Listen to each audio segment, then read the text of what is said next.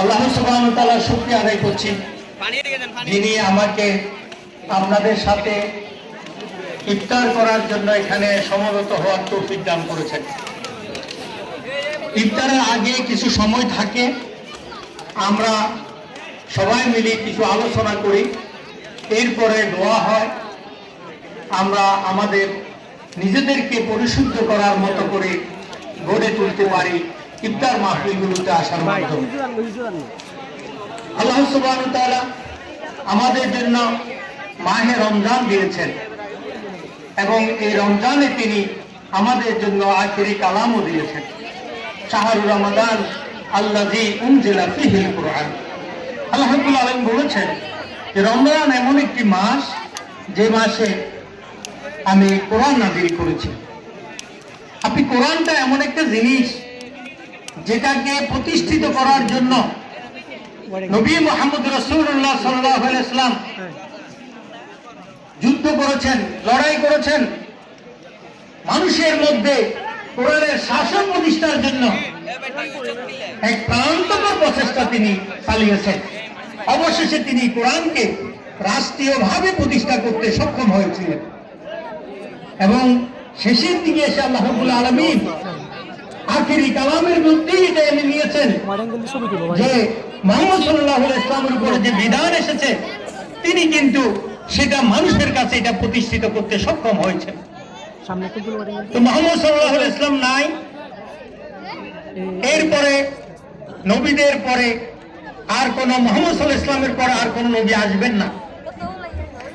এখন যারা আছেন নায়েবে রাসূল, তাদের উপরে এই দায়িত্ব কোরআন শরীফটাকে রাষ্ট্রীয়ভাবে সমাজ ব্যবস্থায় প্রতিষ্ঠা করা।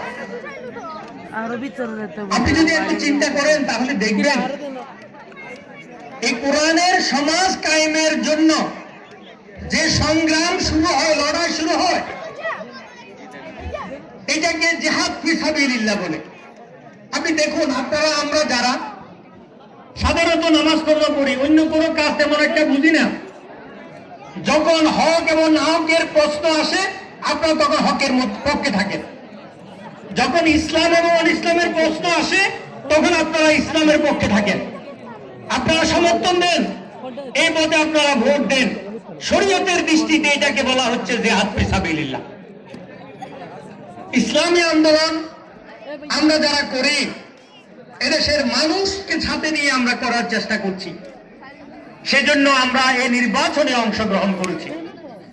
আপনারা দেখবেন ভোটের দিন কিছু ভোট আছে যে সাধারণ ভোট, সবাই যায় তাদের ভোটটা দিয়ে চলে যায়, আর কিছু আছে যে জাল ভোট, ওইটা নিয়ে আরেকজনেরটা দিয়ে চলে যায়।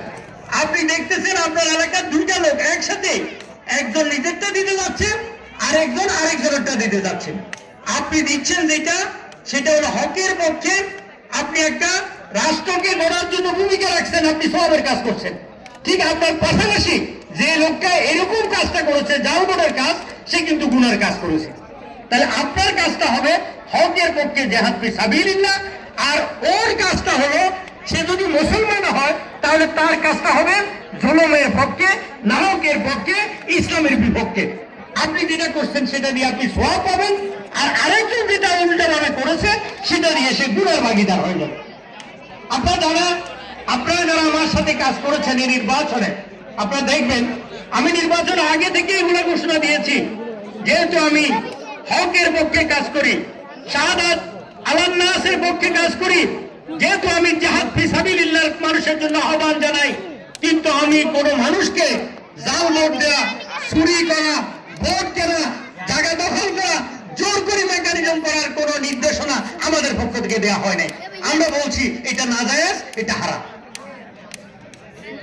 আজকে সরকার গঠন হয়েছে, যে উপদেষ্টা দেশ পরিচালনা করার জন্য নির্বাচনের দায়িত্ব নিয়েছিল, শপথ নিয়েছে, আজ তারাই বলেছে আমরা জামাত ইসলামী এটা নাকি উগ্রবাদী, নারী বিরোধী, এই জন্য তাদেরকে মেইন স্ট্রিমে আমরা আসতে দিই নাই।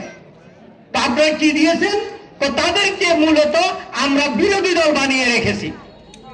একজন উপদেষ্টা প্রকাশ্যে কথা ঘোষণা করার পর আপনারা এখন আর কোনো বুঝার বাকি নাই। আপনারা আল্লাহর ওয়াস্তে যে ভোট দিয়েছেন সেটা যথার্থ ছিল, পরিকল্পিতভাবে সারা দেশে ইঞ্জিনিয়ারিং করে জামাত ইসলামীকে ক্ষমতা দেওয়ার রাস্তা থেকে তারা বন্ধ করে দিয়েছে। এটা একটা অপরাধ, ধর্মীয় দৃষ্টিতে অপরাধ। আজকে যদি ইসলামী রাষ্ট্র থাকতো তাহলে তাদেরকে প্রকাশ্য এনে যে আইনটা থাকতো সে আইনে তাদের শাস্তির ব্যবস্থা করা হতো। সেটা যেহেতু আমরা করতে পারছি না, আমরা রাষ্ট্রের কাছে দাবি করেছি যে এই বিষয়ে ব্যবস্থা গ্রহণ করতে হবে। আপনারা হয়তো বলছেন যে কার কাছে কার দাবি করতেছেন, কারণ ইঞ্জিনিয়ারিং এর মাধ্যমে যারা ক্ষমতায় বসেছে তাদের কাছে যদি আমরা দাবি করি তাহলে কি সে দাবি পূরণ হবে? হবে না। তাহলে কি করতে হবে? আমাদেরকে আবার বদর যুদ্ধের মতো নতুন করে লড়াই শুরু করতে হবে। মনে রাখবেন, ইসলামী বিপ্লব সাধারণত এভাবে আসবে না। আমরা জনগণ সকলে মিলে ভোট দেওয়ার পরেও উপরে যারা বসেছিল তারা সেটাকে গুলিয়ে দিয়েছে। জুলাই আন্দোলন আমরা একসাথে করেছি। জুলাই আন্দোলনের পরেই যেটা নির্বাচন হয়েছে সবাই মিলে জুলাই সনদে স্বাক্ষর করেছে, কিন্তু দুর্ভাগ্যজনক হলো সত্য, বিএনপি সে ক্ষমতায় যাওয়ার পর পরে সে অস্বীকার করেছে তারা জুলাই সনদকে মানে না এবং তারা দ্বিতীয় যে শপথ সেটা তারা গ্রহণ করবে না। তাহলে কি হলো? রাষ্ট্রীয়ভাবে আপনি ক্ষমতা যাওয়ার পরেও সংঘাতের রাস্তা আপনারা ওপেন করে দিয়েছেন।